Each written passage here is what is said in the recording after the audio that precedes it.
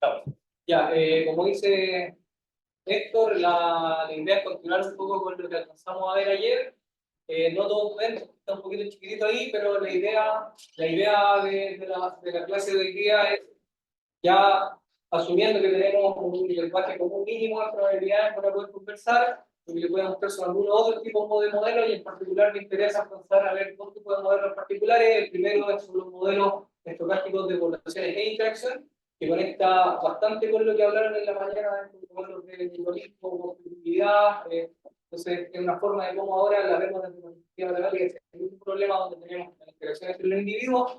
Y también voy a ver otro de los modelos que mencioné ayer, el modelo de tengo un outbreak de enfermedad en una población, como lo puedo ver también desde el punto de vista de una cadena de Markov, o más bien como un proceso. Entonces, vamos a ver algunas cosas diferentes, no voy a entrar en gran detalle, van a aparecer algunas fórmulas, pero lo importante es entender cuáles son las lógicas que están detrás de los modelos, sobre todo para los que tienen un background básico en matemática. La idea es entender por qué aparecen estos modelos, cuáles son las cosas que uno puede estudiar, ver algunas simulaciones para hacerle sentido a la observación que uno tiene. La matemática se puede hacer, pero requiere mucho tiempo de análisis. Entonces, la idea es poder tener en esas dos clases, la idea era un poco presentarle un lenguaje común y después hacer un barrido por diferentes situaciones en las cuales uno puede abordar dentro de la perspectiva de la modelización. ¿Habéis dicho eso? Perfecto. Ya, entonces aquí un poco lo que vamos a ver, como decía al principio, vamos a ver el modelo de Yu. ¿Y qué es el modelo de Yu? Algunos me pasa sentido es que la primera aproximación que hubo para hacer la aparición de nuevas especies. Entonces, son modelos que dentro del punto de vista matemático son como árboles que se van a hacer con una cierta probabilidad, y desde el punto de vista de la biología es como una especie que está dentro de un mismo género en algún momento tiene alguna probabilidad de haber origen de una especie. Entonces, cómo utilizar eso, y eso nos va a naturalmente llevar a lo que conocemos como procesos de Poisson. Esa va a ser la primera parte. En la segunda parte vamos a volver a los modelos de nacimiento y muerte, después rápidamente conversamos ayer, y analizar uno de ellos en particular, que es el gato de Watson, o BGW, que es uno de los más sencillos, que tiene bastante hipótesis, pero que igual permite hacer algunos análisis chiquitos y decir qué es lo que pasa con el cero, cuáles son las propiedades del cero, cómo son los estados, si es importante o no, cosas por el estilo. Pero también deja un background bastante amplio para poder generar cosas más interesantes, en el sentido de qué es lo que pasa cuando la población que estoy analizando el censo dependiente, o sea que la probabilidad de tener descendencia depende de la cantidad de individuos que tengo, porque hay una relación interespecie o intra o interespecífica al respecto. Entonces, algunos resultados de ese estilo, y después, como dije, voy a mostrar una versión alternativa del modelo de Lotka-Volterra, asumiendo un poco lo que conocemos de Lotka-Volterra, cómo se puede hacer una de las tantas versiones estocásticas de Lotka-Volterra, porque hay muchas, y esto tiene algunas propiedades interesantes que las vamos a ver, para terminar rápidamente con lo que son los modelos de SIR, susceptibles, infectados, recuperados, y cómo se los podemos también analizar desde una perspectiva. Entonces, es un paseo aleatorio sobre algunos conceptos que me parecían interesantes para que sea la próxima. Ya, entonces, voy a partir un poco con uno de este trabajo, es bien clásico, es antiguo, y yo lo que hace es tomar uno de los trabajos de su colega Willis, que observa que lo que hace un par de años antes es toma una clasificación de especies y empieza a reportar la cantidad de especies que están agrupadas por género y por género. Y lo que logra observar es que hay muchos géneros que tienen solo una especie o una o dos especies. Y a medida que va aumentando la cantidad de especies, cada vez son menos los géneros que él puede identificar. O sea, en otras palabras, a medida que yo aumento la cantidad de especies, hay menos géneros que tienen esa cantidad de especies. La probabilidad de observar una alta cantidad de especies en el mismo género va a disminuir. ¿Sí? Género es una agrupación de especies. Y como la segunda nivel taxonómico se está viendo así como la organización de entonces, una de las cosas que, si bien eso fue una observación netamente empírica de Willis, yo lo que hace es proponer un modelo bien sencillo y logra entender que efectivamente hay una distribución del tipo Power Law y genera unas leyes fundamentales bien básicas que le permiten llegar a esta distribución de tipo Power Law, que para un modelo eso es algo necesario. Normalmente cuando uno hace cierto gráfico y lo empieza a hacer en escala logarítmica, ahí es donde aparece la correlación interesante. Si uno solo ve curvas exponenciales que son difíciles de analizar, pero la Power Law es como algo que naturalmente empieza a aparecer en los entonces, ¿en qué consiste? Bueno, aquí está un poco el resultado de Willis, que lo vuelve a mostrar Jules en su paper, Y ese es efectivamente lo que él ve. Si yo hago ahora una escala de logaritmo-logaritmo, lo que empezamos a ver es que hay muy pocas especies, el número de especies está en este eje, acá está el número de géneros, y vamos viendo cómo los géneros se empiezan a agrupar en pocas especies. Y a medida que voy hacia abajo, lo interesante es que aún así, que haya muchas especies igual es probable. Pero no es como improbable que haya un género que tenga muchas especies. Y eso también era algo que uno hubiera esperado que a medida que digo más y más y más, ya no voy a encontrar nadie. Pero igual pueden ver, si tiene una búsqueda suficientemente extensiva, logra colocar datos que se agrupan claramente en una línea para que corresponde a una pauta. Entonces, la idea central que propone yo es decir, voy a partir con una sola especie, el tiempo cero, ¿sí? Y voy a ir mirando intervalitos de tiempo de tamaño t. ¿Ya? Entonces, parto con una especie cero, voy a mirar un intervalo de tiempo de t, y en este intervalo de tiempo de t, voy a tener una cierta probabilidad de esa especie de origen o de especie. Es decir, y esa probabilidad la voy a hacer proporcional al tamaño del paso de tiempo. Entonces, si es muy grande el paso de tiempo, es muy probable de que esa especie de origen o de especie. Pero si es más chico, cada vez es más probable que va a ir proporcional a ese tamaño de especie. Y eso lo va a hacer a una tasa constante. Entonces, para cada uno de los intervalos, segundo, si lo miran en segundos, ese sería el otro de t, entonces cada segundo hay una probabilidad R por t de que efectivamente la especie de origen o Y género y especie, ¿verdad? Ejemplo de animal o su género para y si puedes darlo tú puedes hacerlo. Tenemos una categoría más amplia a especies. Por ejemplo, Homo sapiens. Homo es lo que es, Homo sapiens es Se agrupar. Ya. En nivel basal tú tendrías el concepto de especie y cuando puedas agrupar una especie por alguna característica por hacerlo común, ¿verdad? No está hablando de. Ahora, igual esas distribuciones son medias, claro. Cuando tú dices esto de una especie diferente a otra, son un poco antojadizas, pero funcionan. Puede ser difícil, pero es una forma de verlo. O sea, mi especie es más específico, empezar a subclasificar en forma de quiere decir hay distinciones dentro de grupos perfectamente. Parece que, por ejemplo, Ya, entonces, volvamos al concepto. Lo que tengo es una sola especie, un tipo de individuo, que lo pensamos en términos de que decíamos que el individuo es un tipo de esto, y en cada intervalo del que yo estoy observando tiene una cierta probabilidad de que haya alguna de esos descendientes que sean suficientemente potentes como para poder clasificarlo de una manera. Entonces, si uno va haciendo eso, lo que uno observa son árboles de ¿sí? Yo parto con una especie y el de t lo hago pequeñito, el r pequeñito, entonces en el primer intervalo no pasó nada. La probabilidad fue cero. Lancé la moneda y la moneda tenía muchas chances de salir 6 y no caer. Entonces solo cuando haya cara, la separo. Y empiezo a repetir eso, una, otra, y en algún momento me sale en cara. Y en ese momento yo digo, la especie 1 continúa, pero da origen a una nueva especie. Y ahora en estos intervalos, tanto esta como esta, podrían dar origen a una nueva especie. No es que solo los descendientes pueden dar origen a nuevas especies o que los originales podían, sino que cualquiera de los dos. Entonces ahora en este intervalo de tiempo tengo que tirar una moneda para este y uno para este. Y ver qué pasa. Y así iterativamente voy aumentando. En algún momento, este le salió positiva, la otra siguió teniendo una idea hasta el final, pero este sí le salió cara y dio origen a dos nuevos. Y voy repitiendo el experimento y ahora tengo 3. Estoy tirando 3, y algún 4, 5, y así puedo seguir iterativamente hacia ese. Entonces ahí tenemos una potencial, y esto es simplemente la simulación del objeto anterior, pero en general pasa y va creciendo y rápidamente cuando los bajes. Ese es un modelo y después ¿qué es lo que hacemos con el modelo? Por favor. ¿Existe la posibilidad que se devuelva como un proceso de coalescencia? Que se toca al 2 y del 2 se devuelve al 1. Claro, sí, que haya dos especies que después colapsen en una lista. Y se devuelve. Sí, tal vez, pero. O sea, desde el punto de vista matemático, sí, efectivamente se puede hacer porque sería un proceso de coalescencia, donde tengo dos ramas que pueden volver a ser una.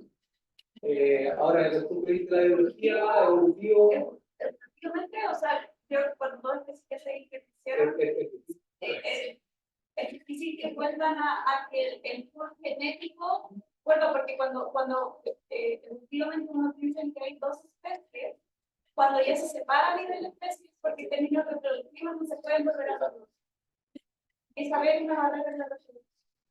De hecho, una de las observaciones que uno ve, que de repente dos especies se pueden tener existencia, pero hay diferencias. Exacto. Es uno de los ejemplos que demuestra que efectivamente las dos ya están por práctica.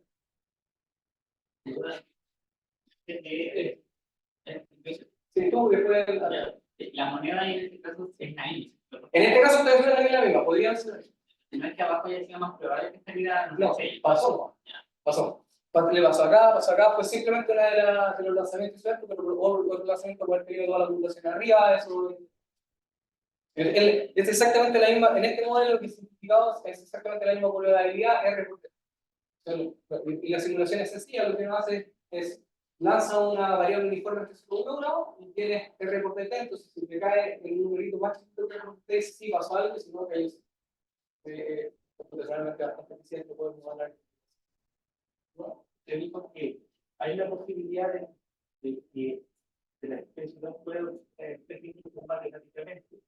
Unir, hay modelos en los cuales se llaman coalescentes, que lo que yo puedo hacer es darle momentos en los cuales usted. ¿Como cuál?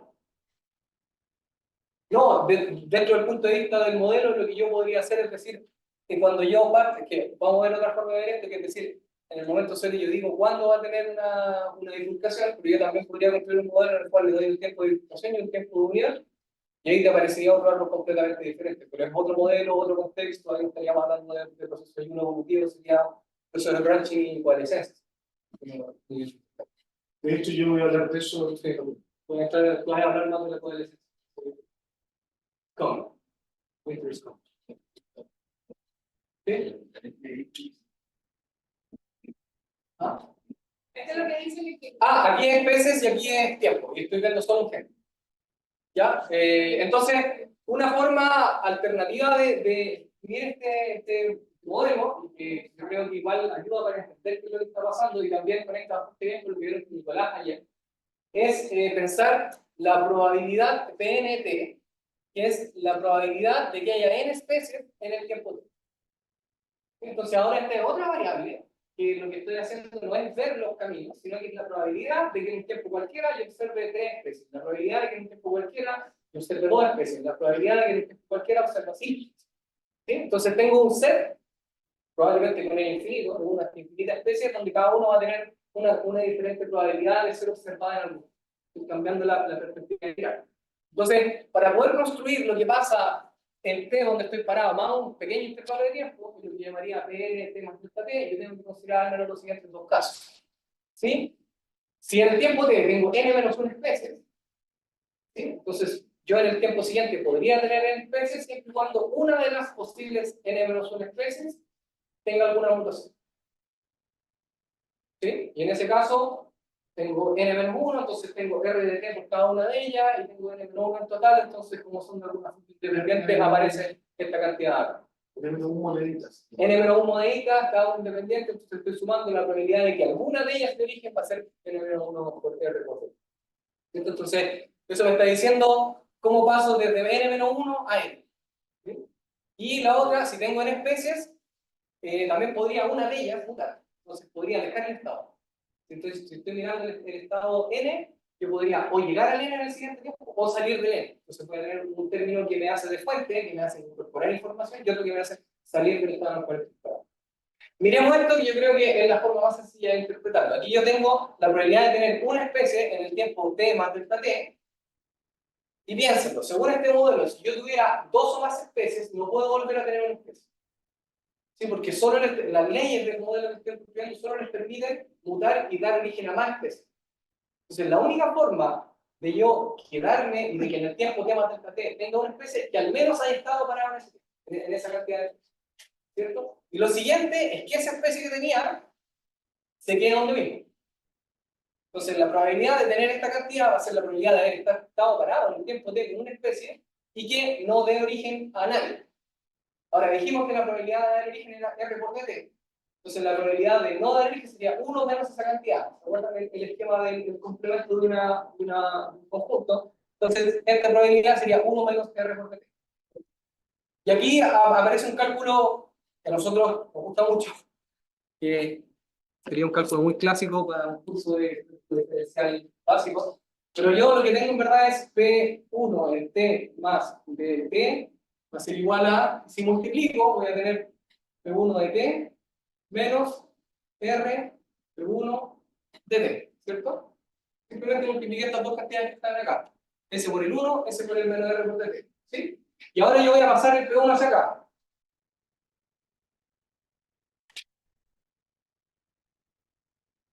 Y eso me va a quedar igual a menos R por P1 por DT. Y voy a pasar dividiendo el DT.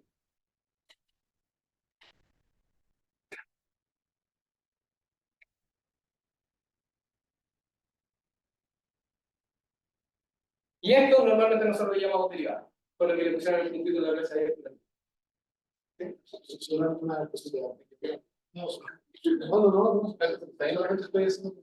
Ah, sí. Que, claro, si hay n-1 especie en el tiempo t, cada especie tiene, se podría R de t generar una especie, ¿no es cierto? Pero también podría pasar que dos monedas saltaran.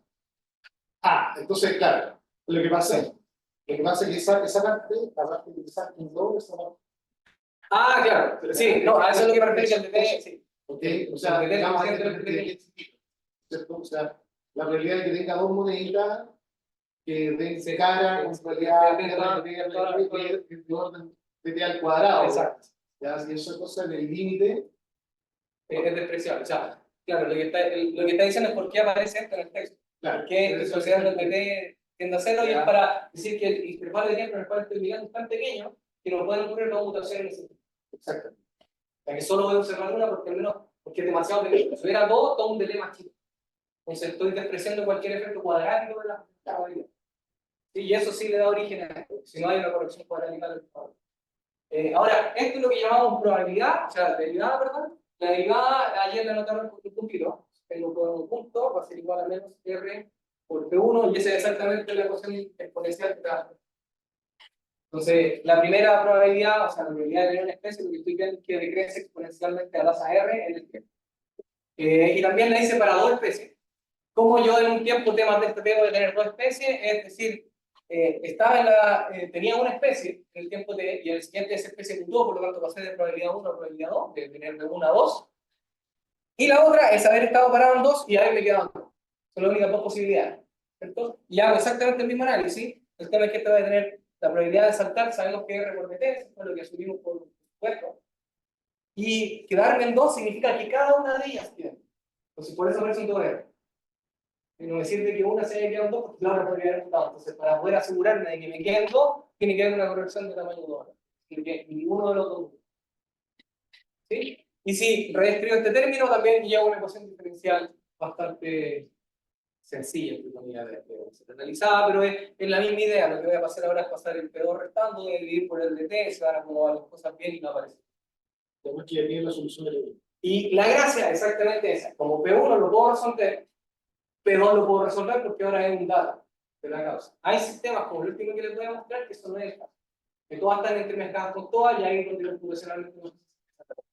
Pero este es el caso sencillo en el cual P1 lo puedo resolver, por lo tanto puedo resolver P2 y resolviendo P2 puedo resolver P3 y así puedo ir relativamente.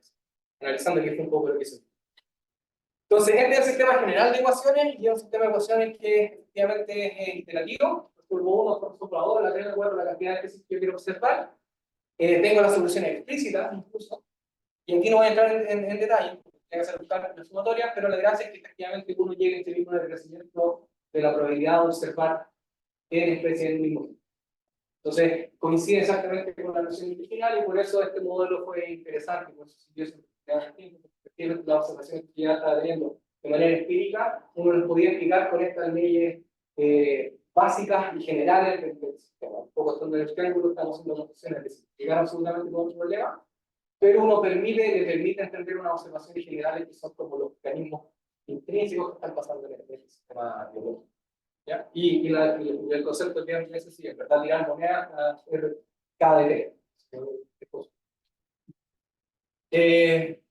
Ahora, un pequeño paréntesis, que hay una forma alternativa de este problema, que que lo voy a decir ahora porque nos va a servir para la clase de hoy, pero también para va a servir para las clases 3 y 4 que va a ser el webinar, ¿no? Que es, si yo ahora en vez de mirar qué pasa en cada tiempo de t, lo que yo digo es, yo tengo una especie y le doy una probabilidad al tiempo en el cual pasa la mutación. Entonces ahora en vez de ir observando cuántas tengo en cada instante, lo que digo es para cada especie como que le doy un reloj que en este tiempo va a pasar su mutación. Y este otro cuando nace también le da un reloj y me dicen qué tiempo. Y veo la distribución de los tiempos. Como los tiempos van a tener cierta distribución en el espacio que estoy analizando. Y eso hace aparecer dos conceptos. Uno que es la distribución de Poisson. Y la distribución de Poisson simplemente nos dice, yo tengo una variable aleatoria, o en este caso no he contado, mejores, pero para fijar idea del mismo concepto de variable aleatoria, un dado, una moneda, algo que tiene algún tipo de resultado.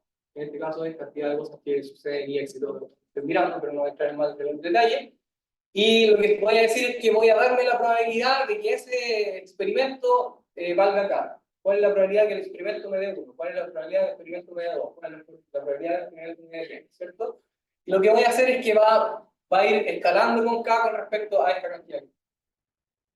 ¿Sí? Es una definición simplemente, pero tiene algunas propiedades interesantes. La primera es que el valor esperado de este va a ser exactamente lambda, y la variabilidad, la varianza también le da lambda.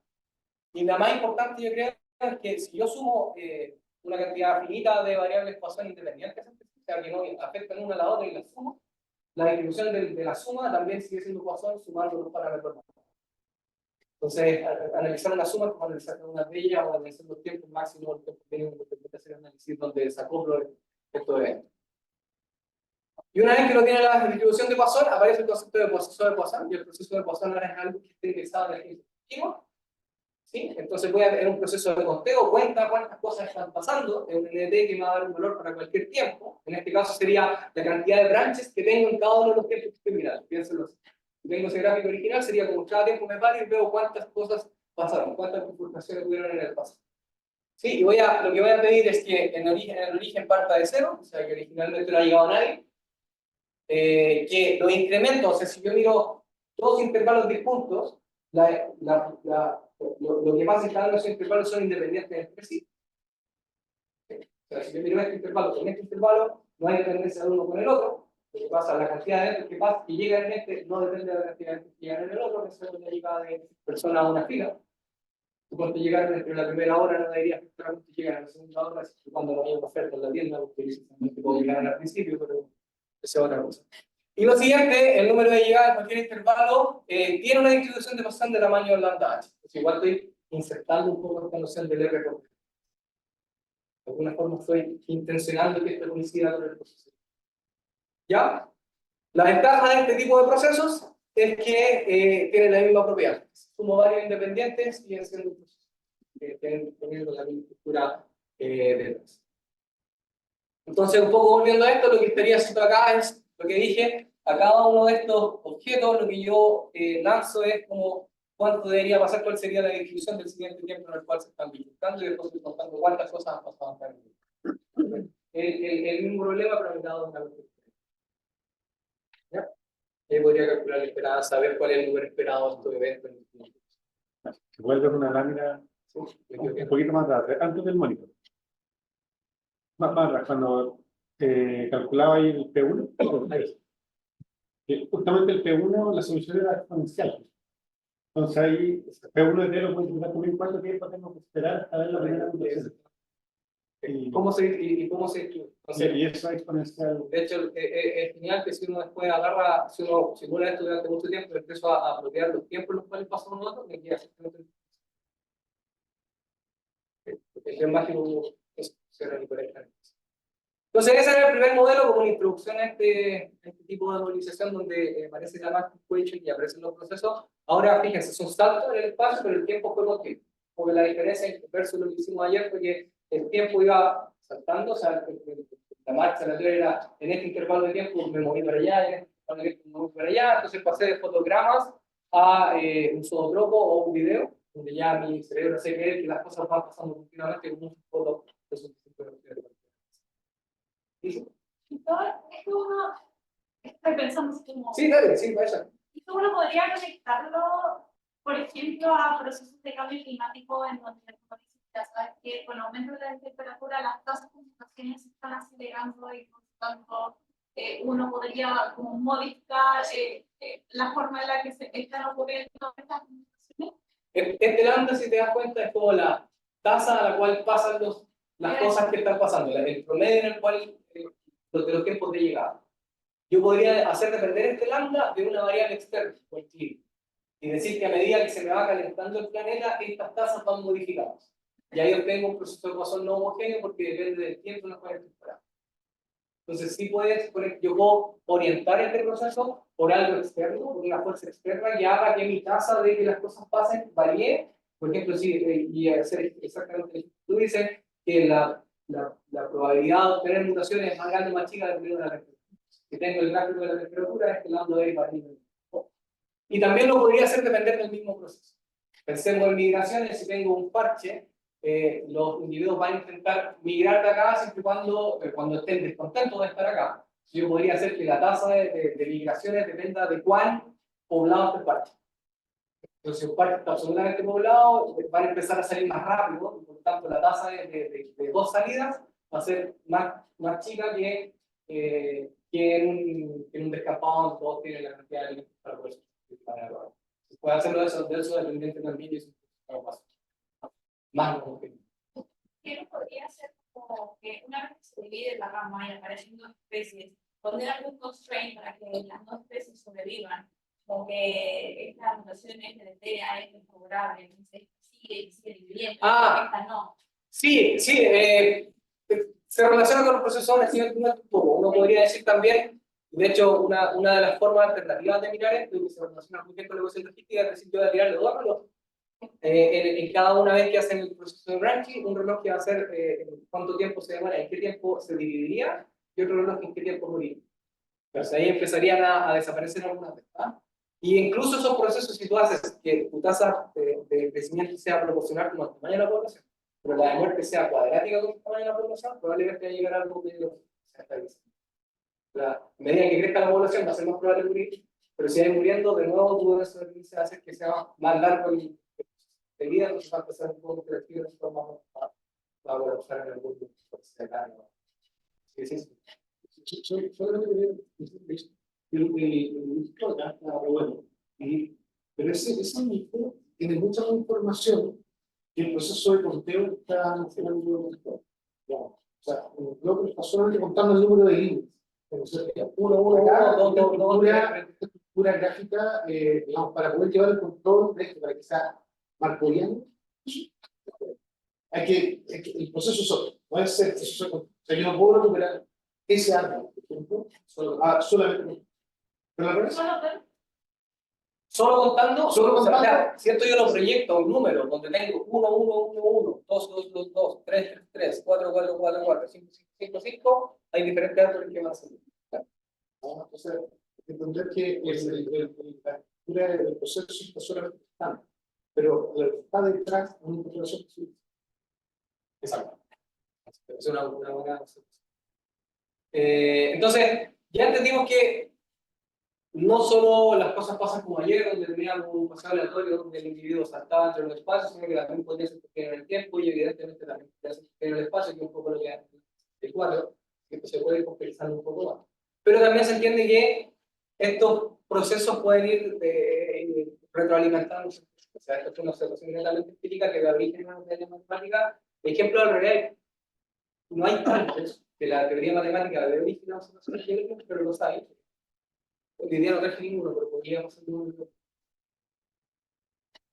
Después, volvamos un poco a lo que vimos ayer, que son los procesos de nacimiento y muerte, y el proceso en particular, el proceso de Galton-Watson, y que era un proceso de nacimiento y muerte, es un proceso donde yo voy contando ahora la cantidad de individuos que había en cada uno de los instantes, y a medida que voy pasando los instantes o los intervalos de la generación, yo voy viendo cuántas veces se aleja, y por lo tanto voy a ver un par de ejemplos de cómo esto se podría ver.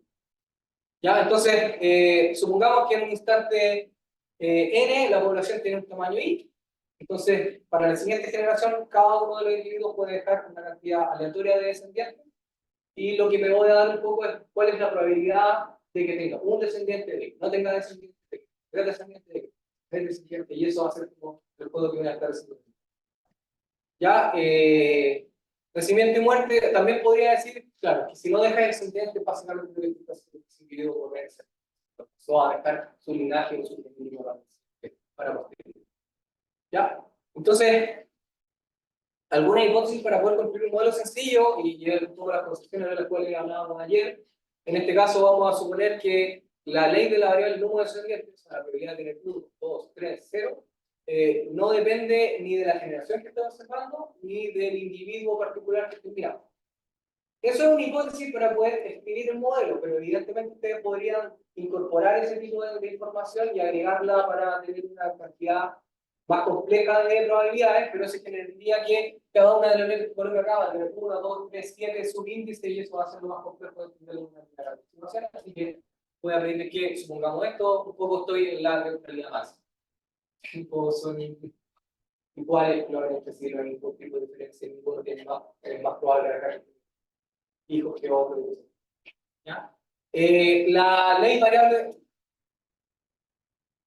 la ley de la variable número descendiente, sí podría hacerla depender del tamaño de la población, en un caso de inverso dependiente, por ejemplo, pero por simplicidad ahora no lo voy a hacer, pero sí efectivamente podría depender de cuántos individuos. ¿Verdad?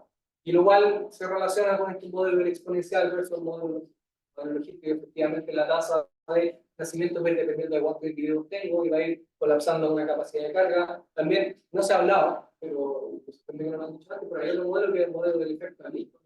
Por lo de acá, ¿qué es el efecto Ali? El ancho de dependencia es el que necesitan mínimo para que la población crezca.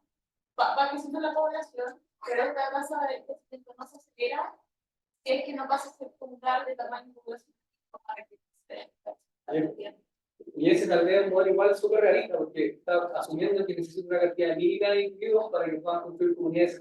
Sí, tengo muy poco. Igual se debería decir, por mucho que tengan una buena presentación, si están en un ambiente muy agresivo y son pocos que no se permite protegerse del ambiente, entonces otra forma también de ver el efecto 10 cuando tengo harvesting. Empiezo a sacar individuos del pool. Si saco un individuo muy rápido, puedo hacer extinguir la bolsa. Entonces, hay diferentes curvas que uno puede ir jugando con los modelos que hemos visto para poder ver cómo la población evoluciona. Por simplicidad y con negrita no lo vamos a hacer, pero no es que no se pueda. La ley, por lo tanto, la voy a vendar con una sola letra Q, y QL lo único que me dice son probabilidades. Q0 es cuál es la probabilidad de que no deje descendencia. Q1 es cuál es la probabilidad de que deje un descendiente. Q2 es la probabilidad de que deje dos descendientes y así será. ¿Ya? Cristóbal, Sí. los individuos van muriendo, ¿no? Es que lo estoy contando por generación. Ah, eso. Entonces, una vez que miro el que viene en la generación, la generación 3, en el siguiente ya no está en eso, veo solo la descendencia. Esa era mi- Ese es el que viene se interpreta como generación. Creo que lo uso como fuera. Sí, sí, estaba. Pero es bueno que lo digamos explícitamente. No es que arbitrariamente lo mate, sino que estoy mirando las generaciones y estoy sacando lo que puedo. Como que en este momento se llama uno prima. Un descendiente que es exactamente igual a él, pero le cambia el nombre. Y este fue dos primas, y así. Y no indica la misma. Claro. Ya, entonces, bueno, adicionalmente, inmigración, no pensemos en inmigración como un término, si simplemente estoy diciendo que tengo un continente, tengo una isla y pueden llegar individuos. Cualquiera de las migraciones podría tener una migración externa que hace que la cantidad de individuos de los cuales estoy mirando la generación no sean necesariamente hijos de, sino que son hijos de más los inmigrantes, pero son neutrales y van a Y eso también, como no lo estoy haciendo depender de nada, voy a asumir que mi ley de migración es cuál es la probabilidad de que llegue a ser individuo, cuál es la probabilidad de que llegue a ser individuo, que eso ya Por lo tanto, lo único que necesito para poder describir este proceso va a ser una variable de cuál es la probabilidad original, cuántos individuos tenían la generación ceroésima, la semilla, una distribución arbitraria de cuántos posibles descendientes dejan de aquí al futuro y luego pueden tener el presente, se lo pueden hacer en el tiempo, incluso si quisiera. Y cuáles son los externos que están llegando en cada una de las redes.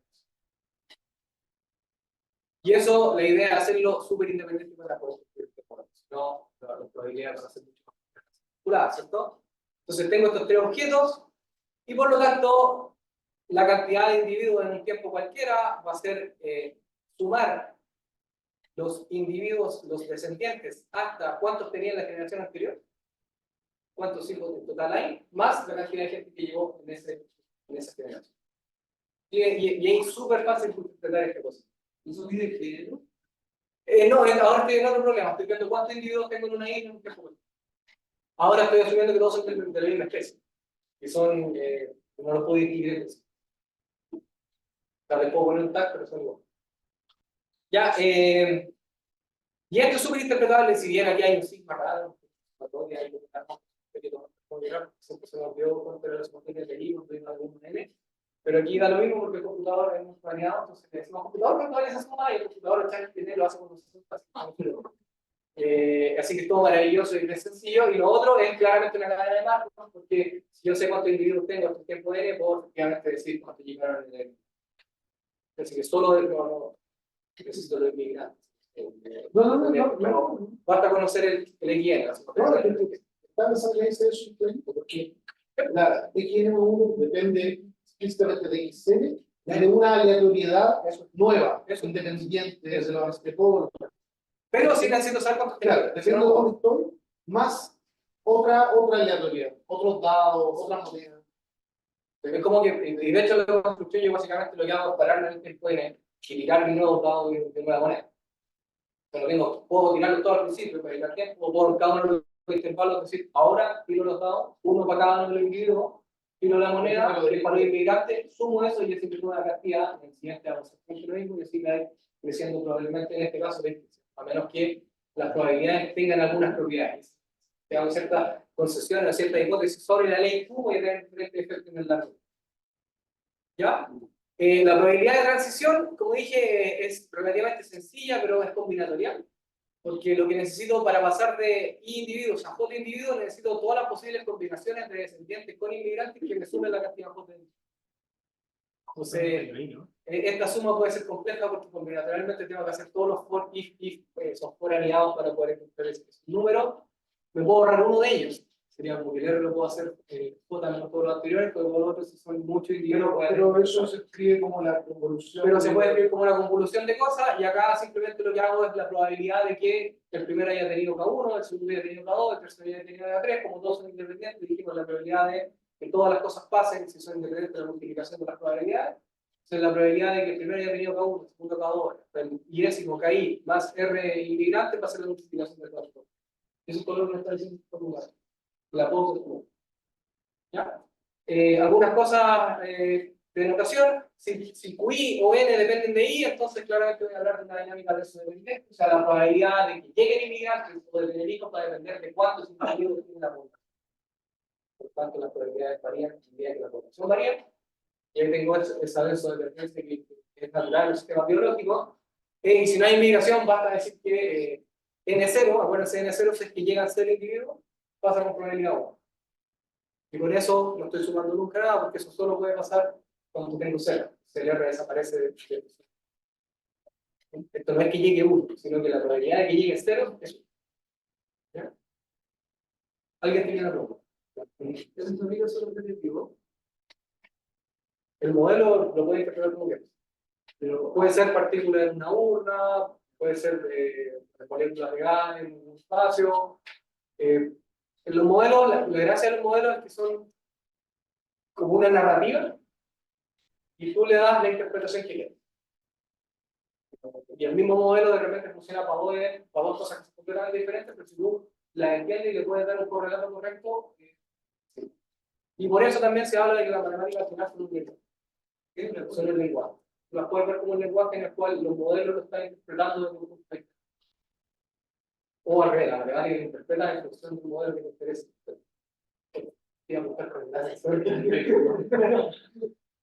Para la dinámica de este dependiente, independiente, claro, de ahí pierde la homogeneidad, ¿no? Sí, en el tiempo. Pero sigue siendo marcoiano. Sí, porque tú te das todo el cuidado al principio. Entonces no haces depender de. Tú dices, para hacer esta la probabilidad si tengo un individuo, esta probabilidad si tiene 2, esta probabilidad si tiene 3, 5, 7. Entonces, dependiendo de en qué momento caíste, cuál es la que tomas. Ya, solo que pierde la homogeneidad. Claro, tiene el pool de dados y escoge el dado correcto dependiendo de la cantidad de individuos que tienes. Ya, entonces, ¿qué preguntas son interesantes con este tipo de modelo? Bueno, la evidente, ¿qué pasa cuando dejo pasar muchas generaciones?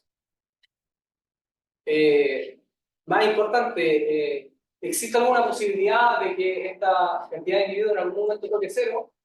Y si no tengo inmigración, si me quedo cero, me quedo cero. Que no puedo tener más de cero. ¿Cuál es la probabilidad de que se extinga el objeto de estudio? ¿Sí? Existe algún régimen estacionario, como decía, si la probabilidad de poder jugándolas de modo que esto colapse en una cantidad estable o alguna oscilación de los individuos en el largo plazo, cuáles son las condiciones que me permiten construir objetos de ese tipo. ¿Sí? Y para responder eso, vamos a solamente mirar algunas cosas del problema de Galton-Watson, Galton-Watson,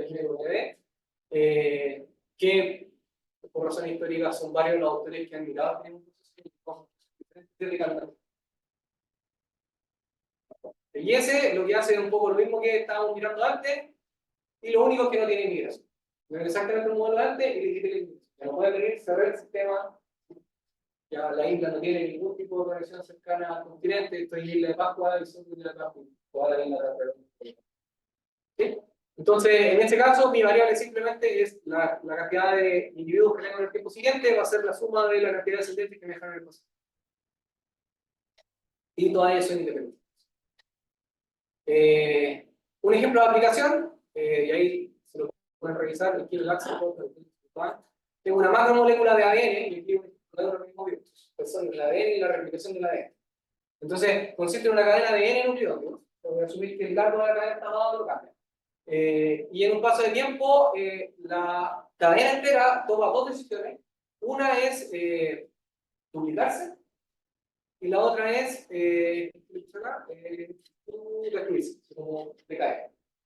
Entonces, cada una de las generaciones yo le dejo al azar a la cadena, a cada una de las cadenas, tomar la decisión. Si o se replica o se destruye.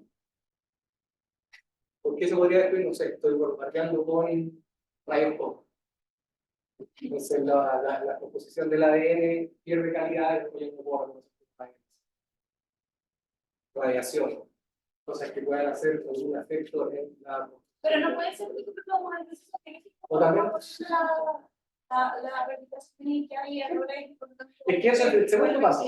Ese es el segundo punto. Primero es simplemente que se destruya porque radiación y ¡pam! Mi cadena de ADN perdió la naturaleza que la transformaba en ADN. Y la segunda es que duplicarse significa que, a ver, es cierto, y cada uno le hacen una copia a cada uno. Cada nucleótido se copia. Para cada nucleótido se copia en este modelo, se copia independiente de los anteriores, y cada nucleótido tiene una probabilidad de copiarse bien. ¿Ya? Entonces, ahora se abre, se copia, se cierra, y ahora tengo una sola cadena de ADN en este contexto. ¿Cuántos descendientes podría dar? Descendientes correctos. ¿Cuántos podría dejar? Podría dejar 0, en el caso de que decíamos, ¿sí? Por eso el nacimiento o muerte. Podría dejar 2, si se copia perfectamente, pero también podría dejar 1, en el caso de que se copie incorrectamente. ¿Y por qué deja 1? Porque ella misma no sufre variaciones. Solo estoy pensando que da origen a una nueva cadena. Si la cadena tiene algún error, entonces no es la misma cadena de ADN y por lo tanto en el siguiente paso solo tengo un individuo correctamente copiado. ¿Sí? Entonces, esta es mi variable de hijos. Sería 0 con la probabilidad de que la molécula muera. Sería 1 cuando decide copiarse, pero se equivocó en al menos uno de los nucleótidos. Copiarse correctamente va a hacer que cada uno de ellos se haya copiado bien, como son independientes, multiplico P por N, que es la cantidad de letras, P a la N, entonces la probabilidad de equivocarse es 1 menos esa cantidad, y da origen a dos moléculas cuando decido copiarme y más encima lo hago bien. ¿Sí? Entonces aquí ya tengo, fíjense, para la cadena de Galton-Watson, entonces lo único que necesitaba, si se dan cuenta, en este caso, es saber cómo se distribuyen estas variables descendientes. Y acá lo tengo. Entonces aquí tengo completamente construida la cadena y puedo decir cuántos copias del ADN son correctas en cada una de las generaciones que va pasando. Sí, y voy viendo qué pasa si el Q es más grande, si el Q es más pequeño, cuál es el Q en el cual esto crece, cuál es el Q en el que esto decrece, qué pasa con la probabilidad, cuán cercano a uno tiene que ser la probabilidad de copiarme para que con alguna certeza en algún tiempo no me extinga, y son ese tipo de preguntas que me interesa mirar por aquí. ¿Ya? Entonces, el modelo que estamos considerando ahora también, depende de N, ¿cierto? La suma sí, ¿sí? Porque cada una de las moléculas decide lo que es. Con alguna probabilidad. Puede decidir no hacer nada y se llegó.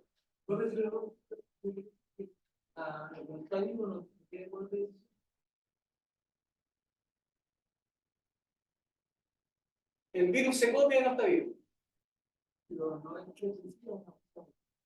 Sí, en términos de lenguaje sí, pero hay procesos que no están vivos igual se replican y que son igual de dañinos que las cosas que están vivas. Sí, pero no por cambiar la palabra, el modelo cambia. Al final es el mismo proceso que está diciendo. Si molesta la palabra, cambia por una que se llama algo. Tenemos un problema en eso. Ahora, puedo calcular la esperanza, cuál es la cantidad esperada de hijos que tienen estos individuos, voy a tener un objeto acá.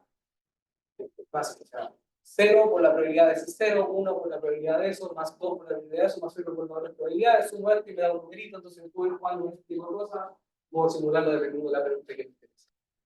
Entonces, esta es una cadena de Galton Watson que es un poco más compleja. Aquí tengo dos procesos, uno es tener descendiente y el otro es ayudar a los descendientes. Entonces, podría, incluso en este caso sencillo, complejizar el sistema tanto como yo quiera. Y eso es la aquí que me interesa que se llegue. Uno parte con cosas sencillas, ve qué pasa, después veo el objeto, no, es demasiado sencillo, vuelvo, la complejizo un poquito, ya lo había muy lejos, vuelvo y empiezo así a construir como si fuera un Lego, que va armando un castillo cada vez más gigante. La idea es hacer el trade-off en el cual ya me hasta copiar el color de la letra o la estructura espacial del ángulo de la línea. Hay un punto en el cual ya no tiene sentido seguir utilizando un modelo porque pierdo la generalidad de la. Entonces, por ejemplo, cantidades que matemáticamente uno trata y se pueden calcular específicamente las cuotas, por ejemplo, el T0, que es el tiempo de vuelta a cero, que es el primer instante de la realización que hice en la cual mi cadena llegó a cero. O sea, la cantidad de individuos ya tocó cero, y cuando tocó cero, nunca más evolucionó porque cero no puede tener cero. Y más interesante que calcularlo para una, porque claro, si hago la simulación, veo en qué momento pasó, si que pasó. Más interesante es ver la probabilidad de que eso suceda en un tiempo finito. Y eso es lo que llamamos P sub I, que me dice cuál es la probabilidad de que en un tiempo finito se extinga esta población, dado que partí con un individuo. Y esto puede variar del I, si es más grande puede que se pase una cosa, si tenemos multiplicador, si parte con un I igual a 1, hay una probabilidad con 10. Si parto con 10 al final, cada uno de ellos es relativamente independiente, entonces me interesa cuál es el máximo tiempo de extinción.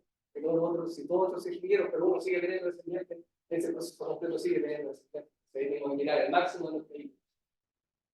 Y son diferentes cosas que nos dan. Evidentemente, P0, partimos 0, me quedo 0. A eso se refiere el índice.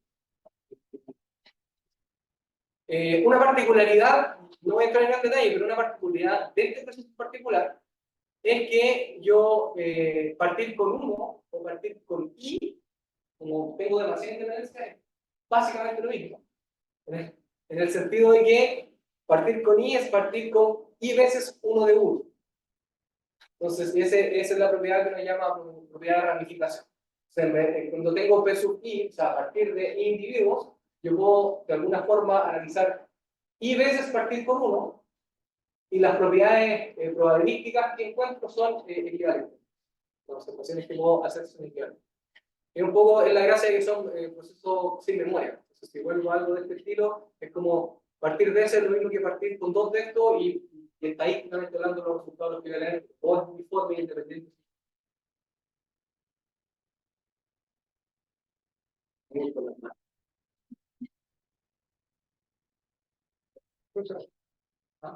Y eso permite hacer este tipo de cálculos, como en detalle, pero es como cuál es el tiempo, cuál es la probabilidad de que obtenga, si parto con uno o si parto con varios, cuál es la probabilidad de que. Entonces, estos son algunos ejemplos básicos que lo alcancé a decir ayer, pero quería volver a mencionar, ¿no? Si Q es igual a 1, eso significa que la probabilidad de tener descendientes, de tener un descendiente es 1. ¿Sí? O sea, yo solo tengo un descendiente y la vida está muy cara. No, de hecho, los seres humanos de 2 amigos, ya que puedo tener 2. En ese caso vamos mal. Pero si aquí estoy hablando de organismos que son bacterias que se pueden duplicar, la probabilidad de que mueren probabilidad de tener un descendiente es 1, y entonces no puedo no tener descendiente y no puedo tener más de un descendiente. Eso significa que si partí con individuos, en la siguiente generación tengo la misma cantidad de individuos y en la siguiente tengo la misma cantidad de individuos, porque cada uno deja una copia que al final es como que vea solo una constante. Modelo Homer es un modelo que funciona, que está ahí. Segundo, si ahora la probabilidad de tener un descendiente es pequeña, o sea, es menor que 1, podría tenerlo o podría tener más o menos. Pero además, la suma de no tener y tener es 1. Entonces, cada uno de los padres puede dejar con una probabilidad de 1 un hijo, y si no tuvo un hijo, no tuvo hijos. La única posibilidad que tiene es dejar o verbo 1 o no dejar. O verbo 1 o no dejar. Lanzando la primera clase. Exacto. Entonces, en ese caso, lo que uno observa es que con probabilidad 1, o sea, es muy seguro que, el tiempo de extinción sea fijo.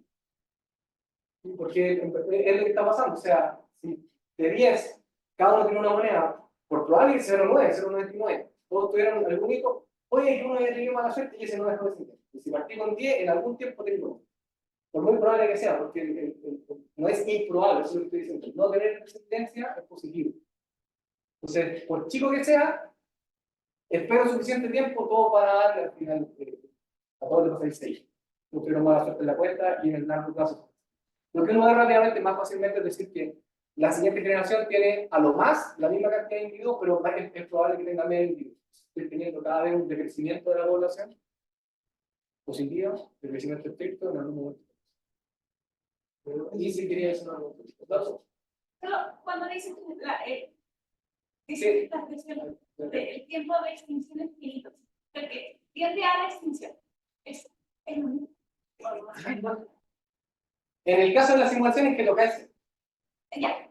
¿Ya? En el caso práctico de lo que está pasando, vamos a ver con el siguiente ejemplo. En los casos, cuando estoy trabajando con cosas que son de espacio finito, número de individuos, en general toca hacer. No es que asintóticamente se hace, no, toca hacer en algún momento. Puede ser mucho el tiempo que tengas que esperar, pero toca hacer. Y eso es una diferencia al modelo continuo. No vamos a ver, el modelo continuo efectivamente asintóticamente. Profe, pero eso para el ministro del planeta Tierra. En el universo Vuelvo a decir, este es un modelo donde estoy hablando de extinción como que la cantidad de las cosas que estoy mirando sea cero. No estoy pensando necesariamente en especies. Lo digo individuos como la unidad básica del objeto que estoy mirando. O estudiando, ¿no? Tampoco estoy mirando. Pero es la unidad básica, que esa cantidad de objetos que estoy en análisis toque cero, ya no tenga más. Entonces, la interpretación es la que queramos darle. Estoy haciendo un modelo sobre XY. XY es whatever. o sea, depende del número de partidas, entonces. O sea, la cantidad de. Acá depende del número de partidas, el tiempo que demora el convierte, ¿cierto? El tiempo de demora de cargar cero, pero si tiene estas condiciones de probabilidad, de seguro toca hacer. Solo una cosa, está, digamos, partiendo es un 1, o sea, con una partícula de individuo, ¿cierto? Si Pero te tiene parto esta propiedad en con, general. claro, si te parto con n individuos y cada uno tiene probabilidad 1 de tener solamente un hijo, entonces el tiempo de extinción es el mínimo de n geométricas. N variables aleatorias geométricas de parámetros de sucesión. Mínimo, pero el máximo. El máximo, que uno siga teniendo descendencia para que ya no le Exacto. el máximo. Y eso es geométrico. Después, si nadie, es lo que decíamos ayer, si nadie puede tener usted igual a uno, toda la masa, pero no tener resistencia, pues evidentemente hay ninguna forma. Algunos saben que no. Y si uno, o sea, si dejo con alguna probabilidad dejo un descendiente, siempre dejo un descendiente, eso es lo que se le acá en el segundo. Y 0, o sea, la probabilidad de no tener descendiente es 0. Dejo descendiente. Pero hay un poquito de masa extra que me dice que yo puedo tener 2, 3, 4, 5, 6, 7, 16. En ese caso la población va a empezar a crecer, por lo tanto eso no se extingue. Ahí ya da lo mismo cuánto deje la simulación, eso va a ir creciendo. Entonces ahí está como la diferencia. Ya, el caso más interesante es el complemento de todos los anteriores, lo voy a dejar ahí, y lo que me dice es que si tengo una probabilidad no nula de no dejar descendiente, pero la probabilidad de dejar de ser gente o dejar uno no alcanza a ser la seguridad, o sea, hay todavía algún poquito más y podría tener 2, 3 o 4. Entonces, en ese caso, el estado cero absorbente, eso significa que si llego a cero, no salgo del cero, y todos los demás estados los puedo, paso por ellos. Tengo un mayor detalle técnico de lo que significa transiente, pero o toqué cero, y en cuyo caso no salgo del cero, o paso por alguna probabilidad. Y eso era, sí, como un repaso, lo que sería los procesos de nacimiento y muerte, pero yo creo que ya con eso se entendió la complejidad de ¿sí? Y ahora ya son, ¿sí? ¿Cuánto? Ya, vamos a apurar, pero esto es más fácil porque lo conocen. Porque lo conocen, o sea, al menos lo recuerdo como tuvieran compadre más de dicen por ahí que. Ya, Lotka Volterra. Lotka Volterra es el modelo clásico, básico que uno ve para decir French Predator. Conejos y zorro. ¿Cierto? Conejos y zorro. French Predator. Tengo presas y depredadores, las presas y la dinámica pedagógica. Y yo tengo conejos y hay suficiente alimento y no tengo ningún tipo de zorro en el ambiente, entonces los conejos van a empezar a multiplicarse. ¿Y por qué se usa el ejemplo de los conejos? Que de alguna forma crecen de manera exponencial si no hay limitaciones. Empiezan a ubicar, si podría trabajar. ¿Sí? Confirmo, si los que vivieron en el campo saben de lo que estoy hablando, o tienen un perro o te comen absolutamente todo lo que hay en el patio.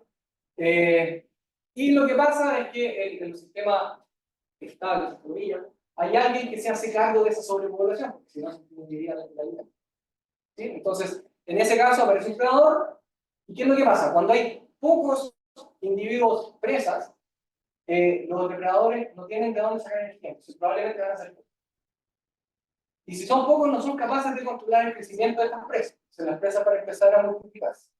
Y es lo que vemos acá. La presa va a partir de un número y va a empezar a multiplicarse porque las condiciones son favorables para la multiplicación. Ahora, en algún momento, la cantidad de zorro va a empezar a crecer. Quiere decir, bueno, ahora ya no hay una limitante en la cantidad de peces. Siempre con esto para poder alimentarme y tener resistencia. Entonces, los predadores también van a empezar a crecer. Y empieza un juego entre ambas, en el cual los predadores también se fijan. Si yo hago un zoom aquí, tengo un modelo exponencial donde crece muy rápido. Y el crecer muy rápido hace que ahora ya son más de los que las presas pueden soportar, y las presas, en vez de seguir creciendo, decir, ok, vamos a empezar a desaparecer, y disminuye la cantidad de individuos tipo presa, conejo en este caso, y disminuye rápidamente, pero los predadores siguen con una cierta tendencia a crecer, porque tenían suficiente energía guardada, si queremos decirlo, entonces van a seguir creciendo, pero en el momento de decir, oye, pero ya empiezan. Ya empiezan estas luchas de los pájaros, los cuales empezaron ayer, y en ese momento dicen, ok, la dinámica me va a obligar a que me extinga la cantidad de biomasas. La cantidad de predadores también tiene que disminuir, porque ahora la cantidad de presas no va a soportarla. Y pasa que los predadores disminuyen, pero si los predadores disminuyen, vuelven al estado original, donde había pocos predadores y las presas van a empezar a estar contentas, entonces los conejos van a volver a crecer. Los predadores en algún momento van a decir, ok, crecimos, nosotros también estamos. Y va a empezar a repetirse ese ciclo de manera iterativa. Eso es lo que uno ve con unas ecuaciones. Ahora son dos ecuaciones diferenciales, y lo único que está diciendo esta ecuación diferencial es parecida a una ecuación que uno haría con las ecuaciones químicas. Si yo tengo un proceso químico donde tengo X y X dado origen a X, si tengo X con el Y, se juntan, dan un compuesto, entonces pasa menos X, y es exactamente lo que está pasando. El X crece con respecto a la cantidad de individuos que tengo, ¿sí? Y la desaparición de las presas va a estar promediada entre la multiplicación en los encuentros entre presas y predadores. Entonces, a medida que hay más predadores y más presas, esos encuentros van a ser más importantes, y por lo tanto la tasa va a disminuir. Voy a un segundo vez, porque déjame terminar y la segunda vez que vaya. ¿Ya? Pero esto es lo que es donde uno ve la lección. Este es el diagrama de fase. Pero damos un. En el segundo, lo que tengo es que en ausencia de presas, los depredadores tienden a disminuir. ¿Cierto? Y si yo multiplico menos me da más, entonces si hay depredadores y hay presas, entonces los depredadores van a morir. Eso es exactamente lo que me está diciendo el modelo de las opciones. Pueden seguir prima en la tasa. Entonces, cuán rápido crezco, cuán rápido decrezco. No me interesa. Y el prima es esto de acá. Si se acuerdan del discurso de la enseñanza media, es una pendiente. Si la pendiente positiva significa que la cantidad crece, la pendiente negativa significa que la cantidad. Entonces, si da positivo o negativo, pasa una u otra cosa. Otra forma de ver estos sistemas es hacer un gráfico en el cual yo simulo básicamente la solución X, simulo la solución Y, y floteo los pares sí y sí. Y ahora no lo hago depender del tiempo. Entonces voy viendo, acá tenía un par, una cantidad de presas, y normalmente si tú lo vas dibujando, lo que vas haciendo te va pintando el orden. Entonces tú vas viendo este mismo gráfico, pero en vez de tener el tiempo, aquí voy a colocar las presas y acá voy a colocar los depredadores. Entonces se hace esos pares y te genera curva. ¿Por qué son interesantes estos gráficos? Porque si esto convergiera, normalmente el gráfico va a empezar a oscilar hasta parecer. En otros casos se puede alejar. En este caso lo que hace es que tiene un ciclo límite. Significa el ciclo límite que da lo mismo donde partan. Normalmente este va a empezar a acercarse a este ciclo límite y va a empezar a oscilar claramente.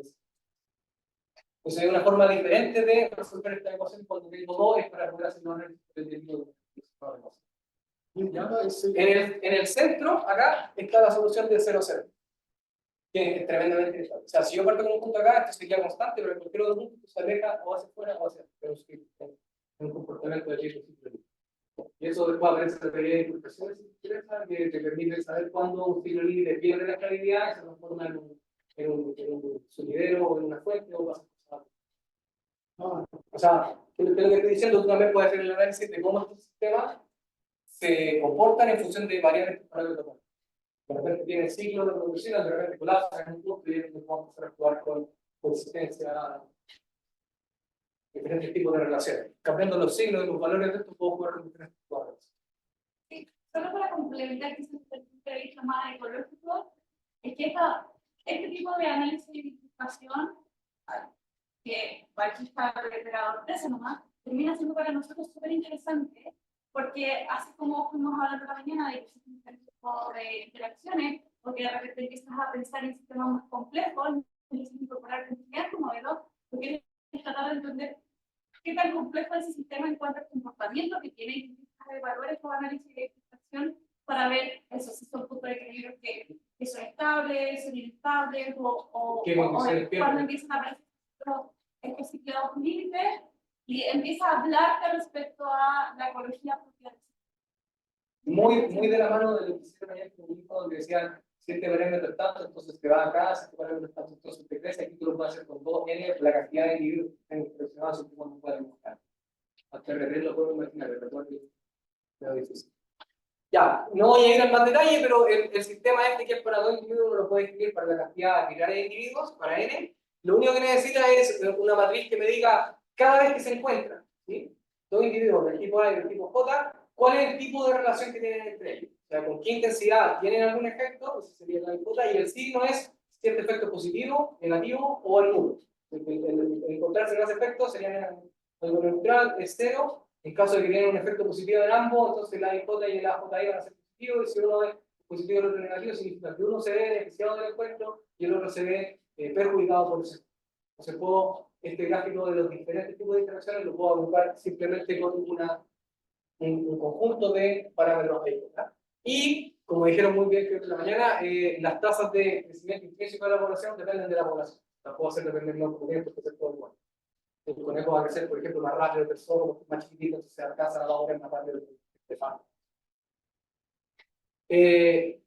Y eso uno lo puede escribir ahora como un proceso de marco, donde la cantidad siguiente de individuos que voy a observar para la cajita ahí va a ser igual a la cantidad en el tiempo anterior por este valor de acá. Básicamente lo que estoy diciendo acá es el proceso de nacimiento multiple. La diferencia es que estoy multiplicando por un valor, y ese valor va a depender de cuál es mi tasa de crecimiento per se y cuáles son mis interacciones con los demás. Entonces, este valor, si es 1, significa que la cantidad de individuos que tenía el paso anterior es exactamente la que voy a tener el paso siguiente. Si es menor que 1, significa que voy a ir decreciendo, y si es menor que 1, significa que voy a ir aumentando, y eso lo voy jugando simplemente con el signo de interacción de acá. Entonces, si alguien crece, pero todas sus interacciones con los demás es negativa, entonces todo va a ser negativo, la condición va a ser lo que voy a crecer. Y probablemente si decrezco va a pasar con algunas de las interacciones que van a volver a aumentar para empezar a poder hacer. ¿Sí? Pero en base de lo que puede valorar el negativo. Dependiendo del modelo que trabajamos.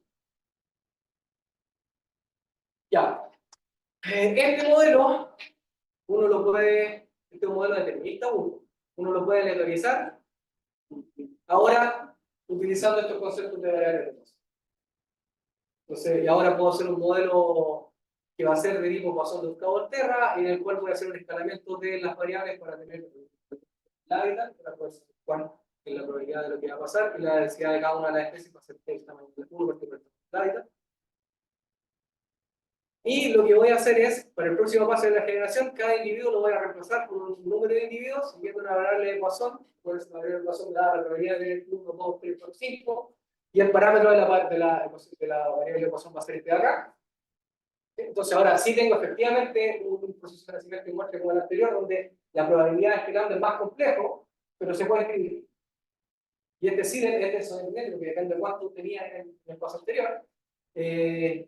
Y la gracia es que si todas son independientes, si todos los nacimientos que hago son independientes entre sí, solo dependen del paso anterior, pero no dependen del que estoy lanzando, entonces tengo una suma de la cantidad de población, pues es una suma de individuos, por lo tanto voy a tener una tasa de Poisson. Por eso mencioné la variable constante. Igual no aparecerá. Y, bueno, voy a estar en detalle. La propiedad importante es que para cualquier intervalo de tiempo, ¿pero qué? Si yo tomo este epsilon, este parámetro de escalamiento siempre es pequeño, entonces la probabilidad de que el modelo estocástico, el modelo determinista que le mostré, dos Volterra que sabemos analizar la velocidad, y este modelo estocástico que es los procesos de Poisson y los procesos de muerte, son iguales. Son iguales con alta probabilidad. Entonces, ahora, si yo me doy el tiempo, yo encuentro el epsilon y esto funciona. Pero no al revés. Yo me doy el epsilon, puede que no se vaya. ¿Sí? Hay un tiempo suficiente para que no se vaya. Es al revés. Ustedes sean el tiempo, el horizonte, y encuentran un epsilon chiquitito, tal que la probabilidad de que ellos es arbitrariamente pequeña y siempre se parece. Es lo que vemos acá. Fíjense. Ahí no se parece para nada. O sea, solo un tiempo muy chiquitito me funciona perfecto. ¿Sí? Si yo me doy un tiempo más grande, lo que tengo que empezar es hacer achicando el epsilon para que el modelo clásico con el modelo probabilístico coincidan entre sí. Eso es un poco lo que está pasando. Ustedes sean el intervalo, yo digo para el intervalo 0,30 para que esto me funcione, al menos mi epsilon tiene que ser 0,001. ¿Sí? Si no, lo que pasa, si decía 0,02 en el primer intervalo 30, por acá hay una probabilidad de que toque 0 y el 0 es absorbente porque me voy reemplazando con un proceso. Entonces, una vez que toque 0, me queda 0. Entonces, si yo quiero un intervalo cualquiera en el cual quiero hacer el análisis, lo que sí tengo claro es que el epsilon tiene que ser cada vez más pequeño. Puede ser computacionalmente costoso porque en algún momento voy a tomar el epsilon máximo en el cual el computador el epsilon lo confunde con 0 y hace cosas. Y pregúntenle a sus amigos informáticos o que tengan alguna base en método numérico de lo que acabo de decir. Pero eso me da algunos límites sobre lo cual yo podría simular cosas. En algún momento lo que pasa es que la simulación que tiene el computador no tiene ninguna relación. Ahí, Sí, este es el determinista de loca Volterra normal en gris, y acá estoy mostrando la simulación del proceso de Poisson de Watson que se parece al Poisson de Volterra. Y lo que estoy diciendo es que si tú te das un horizonte de tiempo, el epsilon, el escalamiento del cual estamos hablando, tiene que ser cada vez más pequeño para que los dos se parezcan con una alta probabilidad. Entonces, en otras palabras, si yo quiero calcular algo, puedo de alguna forma cuantificar cuál tiene que ser el tamaño del epsilon del escalamiento del hábitat para que no funcione, si no lo que estoy observando de la situación del estocástico no se parece al efecto. Una población, uno puede decir, ok, qué bonito, ya puedo recuperar. Sí, puedo recuperar el modelo de lo que pero no solo el producto, sino que también es interesante porque parte de un supuesto de forma en que el individuo puede lograr a su descendencia. O sea, es una cuestión más microscópica, o sea, tú hay una referencia al individuo. Es que esa es la gracia. El modelo, el Poisson de Volterra, que es el proceso de Watson, es más interpretable desde el punto de vista biológico que el proceso de Volterra clásico. Estoy hablando de las tasas de crecimiento, sino que explícitamente te estoy diciendo cuál es la probabilidad que crees. Desde el punto de vista de la interpretación, el modelo de partículas es sencillo de ser interpretado. Y yo sé, veo los objetos, veo los conejos con tal probabilidad me dejan dos descendientes de una inclinación, lo que veo el siguiente, lo mides, ¿cuál es la tasa? Con cómo calculo 1.3 conejos, o sea, cómo observo eso. Entonces, tiene estas ventajas que te permiten mundial el modelo de comunicación. De hecho, esa es la ventaja de la partícula. Y el último, voy a ir rápido, voy a ver 5 minutos. Por supuesto, no sé. El último es un modelo de enfermedad infecciosa y lo que quería decir es que ayer salió, entonces como que llegué y no había empezado la semana pasada, están correctos. Entonces, una de las características y una de las preguntas interesantes, de las preguntas que me debería mirar cuando tiene enfermedad infecciosa es ¿Bajo qué condiciones va a haber una vacuna? ¿Bajo qué condiciones mi población completa o una gran parte de la población va a ser contagiada y puede ser dañino, si la probabilidad de muerte de una característica o si como el COVID no era tan dañina en sí misma la enfermedad, pero saturando un sistema de salud, termina siendo dañina de manera directa. Entonces, para poder ver eso, una de las características de las enfermedades infecciosas, los virus en general, es que tengo un loop, los individuos se infectan, replican ese virus y lo contagian a más individuos. Entonces, necesito dos cosas básicamente para poder tener esta transmisión: individuos sanos que se puedan infectar, la infección, ¿sí? Y también voy a mirar los individuos que ya se recuperaron, no se pueden volver. Entonces, pero si tengo todo infectado y no sano, ya no voy a hacer una dinámica. Si tengo muy poco infectado y la enfermedad no es tan infecciosa o es muy letal, no van a ser capaces de infectar a toda una versión sano. ¿Qué es lo que pasa? Una de las grandes preguntas: ¿por qué el COVID fue tan dañino si hay enfermedades que son víricas y que son mucho más complicadas? Claro, pues si la enfermedad que te contraes, te mata a las 2 horas, no tienes tiempo de enfermar a la gente, entonces eso no va a poder hacer una diseminación en la población mundial.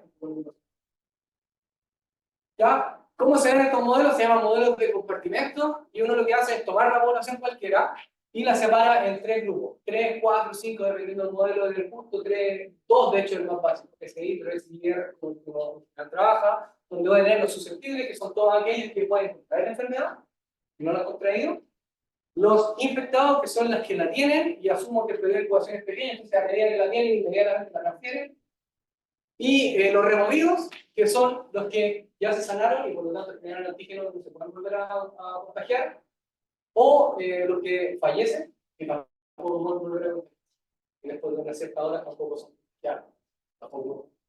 Entonces, tengo este esquema, y esquemáticamente los modelos CIR van desde los susceptibles a los infectados, los infectados a los recuperados.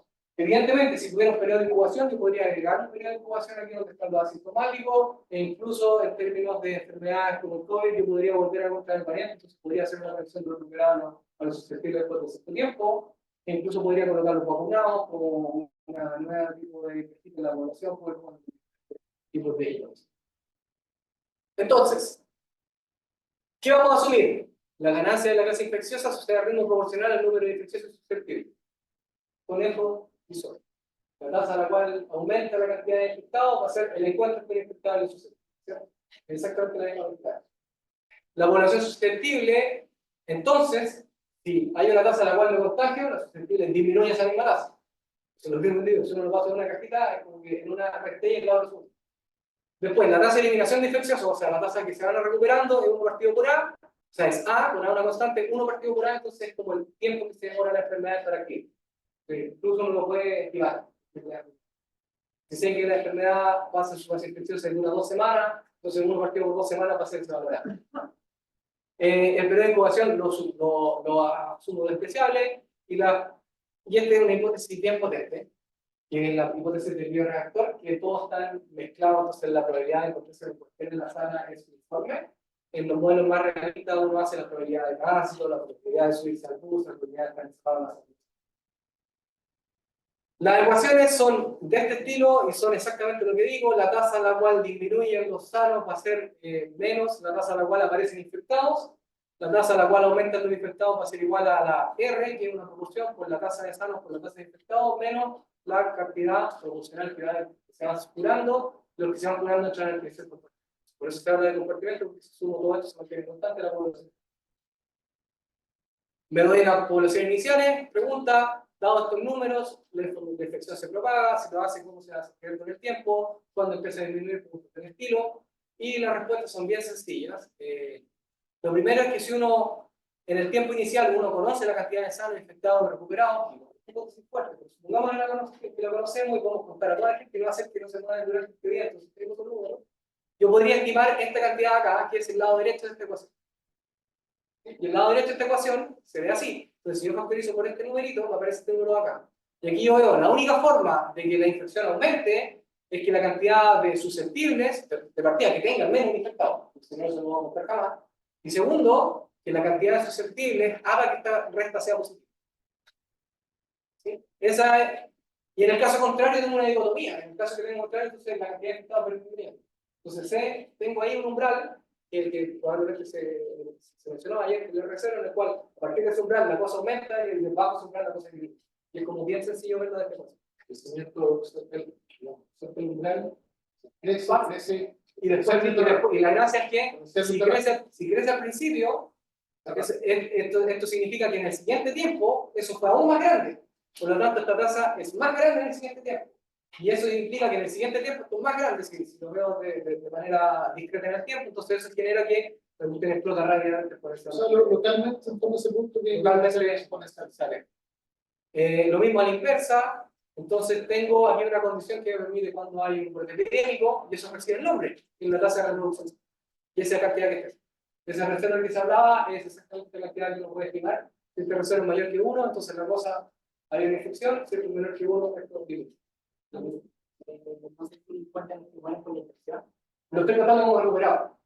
Entonces la cantidad de poblaciones que están recuperadas de la enfermedad, ya no pueden tener y no pueden transmitir. Esa es la definición para la removido, así, sin generar removido. Pero, o sea, igual lo puedes distribuir en dos y después va a tener dos compartimentos que suman los removidos. Desde un punto de vista de. En este modelo, lo que hacen los removidos es nada, si te das cuenta. Es que ese es el detalle. Si yo tuviera la retroalimentación, ahí sí es importante hacer la diferencia entre el que se recuperó de la enfermedad y el que murió. Porque el que murió no puede volver al susceptible, pero el que se recuperó sí podría perder los antígenos y volver a inicio. Entonces, el sistema ideal no puede más complejo con una potencial vuelta al susceptible, ahí es que completamente de acuerdo contigo que hay que separar. En este caso, es un sumidero. Si llegaron ahí, no va a evolucionar. Entonces, se quedan como. Así se ven estas curvas, y así se ve cuando el R0 es menor que 1, los infectados disminuyen, los sanos disminuyen un poquito, y la población removida se mantiene en naranjo. Si no se cumple la condición, por lo tanto el R0 es menor que 1, tengo un pequeño outbreak, que es exactamente lo que veíamos en las curvas, y después hay disminución. No es que todos se infecten, sino que basta una proporción de 0,2 de casos, de 0,2 del porcentaje infectado en este caso, para que todos contacten con una gran cantidad de. No es exactamente toda la población, pero ya hablas de otros cuando tienes este comunidad. Eso es todo. Está viendo qué está pasando con esa dinámica, es como ahora, estamos hablando de una escuela de vida estocástica, entonces no nos interesa tanto mirar el modelo determinista, sino que nos interesa mirar el modelo estocástico, y el modelo estocástico se puede construir de una manera muy sencilla, es decir, voy a tener ahora una cadena de Markov XN con 3 variables, la cantidad de personas que son susceptibles, la cantidad de personas que están infectadas y la cantidad de personas que están recuperadas. ¿Ya? Removidos. Como si asumo además que la cantidad de población N es constante, o sea, no estoy permitiendo que haya nacimiento en este intervalo de análisis, entonces basta tener la caracterización de 2 de ellos. Cualquiera 2, porque la otra va a ser N menos la anterior. ¿Sí? Entonces, si tengo la cantidad de infectados y la cantidad de removidos, la cantidad de sanos va a ser N menos las dos cantidades anteriores. Entonces, es una variable de 2 solo gramos de invierno. Y lo que voy a hacer es el siguiente algoritmo, por eso 30 litros para. ¿Sí? En cualquier tiempo, en el intervalo de tiempo, selecciono aleatoriamente un individuo. O sea, tengo todos estos mezclados que se ven igual de saco un paso. Y lo miro. Si me dice que este es de la clase I, entonces tiene una cierta probabilidad de recuperarse o no. ¿Sí? En caso de que no pase eso, voy a seleccionar otro individuo, y si ese individuo es susceptible, entonces voy a tener una probabilidad de que se contagie. Entonces, como que agarro par, primero agarro uno, si ese es infectado, podría recuperarse. En caso de que no se recupere, voy a seleccionar otro, tengo un par, y si ese par es SI, entonces el susceptible podría contagiarse con otra probabilidad. No es que siempre va. Entonces, tengo dos probabilidades, una P y una Q, de que.